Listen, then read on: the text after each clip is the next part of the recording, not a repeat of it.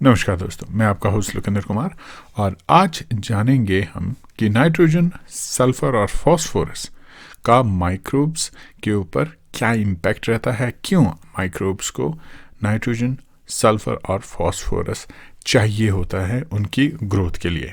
ये हमारी microbial nutrition की सीरीज़ है जिसमें ये सब टॉपिक हम कवर कर रहे हैं। तो चलिए इसके बारे में जानने की कोशिश करते हैं। सबसे पहले मैं आपको सेल दिखा दूं। तो ये इलस्ट्रेशन जो मैं बना रहा हूँ एज ए माइक्रोब बना रहा हूँ, उसमें देखिए बहुत सारे कंपाउंड्स होते हैं, जैसे कि कार्बोहाइड्रेट्स जिसको मैं कार्ब्स लिख रहा हूँ, अमीनो एसिड्स जो कि प्रोटीन के इंपॉर्टेंट कॉन्स्टिट्यूएंट्स होते हैं, न्यूक्लिक एसिड्स जिससे जो है डीएनए आरएनए बनता है, देन यू हैव लिपिड्स जो कि मेम्ब्रेन बनाते हैं।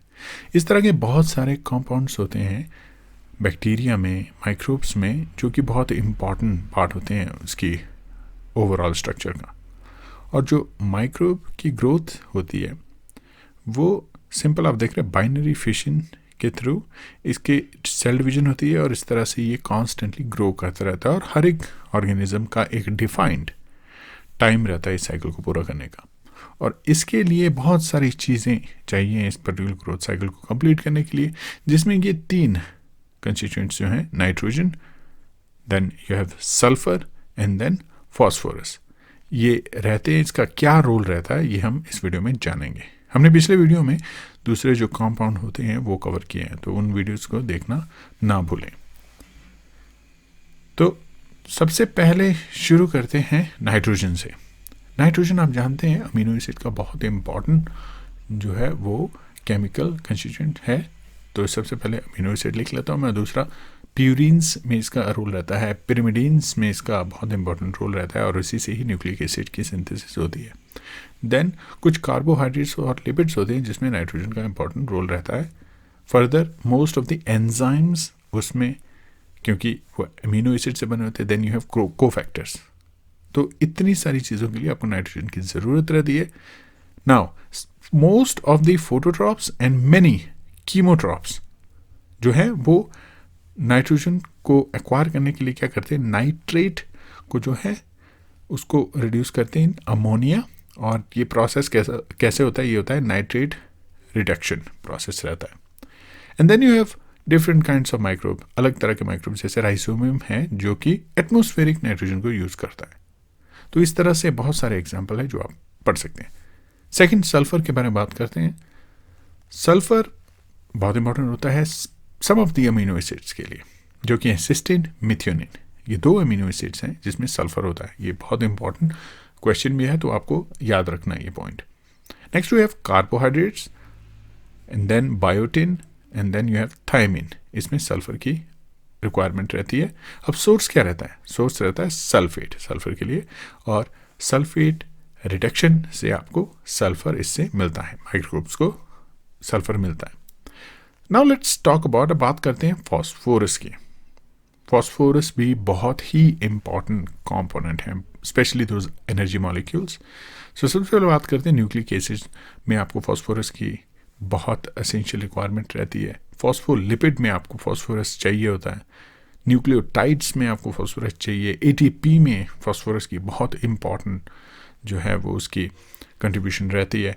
देन यू हैव कोफैक्टर्स जिसमें आप फास्फोरस चाहिए। तो फास्फोरस एक बहुत ही इंपॉर्टेंट केमिकल कंपाउंड है। मोस्ट ऑफ द माइक्रोब्स क्या कहते हैं, इनऑर्गेनिक फॉस्फेट को as a source for phosphorus use करते हैं।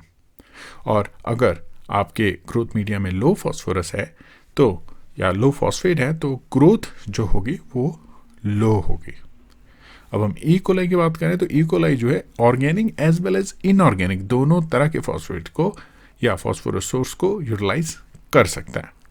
तो ये देखिए बहुत ही इंटरेस्टिंग जो है रिक्वायरमेंट रहती है माइक्रोब्स की। और आपने देखा एक एक केमिकल कंपाउंड कितना इंपॉर्टेंट है।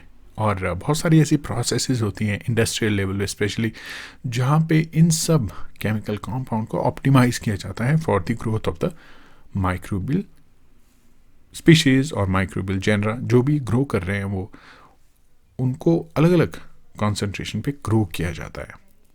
तो ये बहुत ज़रूरी हो जाता है। वहीं से ही जो आप देख रहे हैं कि कितना सल्फर चाहिए मीडिया में, कितना सल्फेट या कितना फॉस्फोरस चाहिए, नाइट्रोजन चाहिए, कार्बन सोर्स कितना चाहिए। तो इस तरह से जो है डिफाइंड मीडिया और नॉन डिफाइंड मीडिया भी इसी तरह से जो है वो डिफ्रेंशिएट किया गया है, क्योंकि डिफाइंड मीडिया में आपको पता है कि कौन कौन से कंस्टिट्यूएंट जो हैं कितने हैं।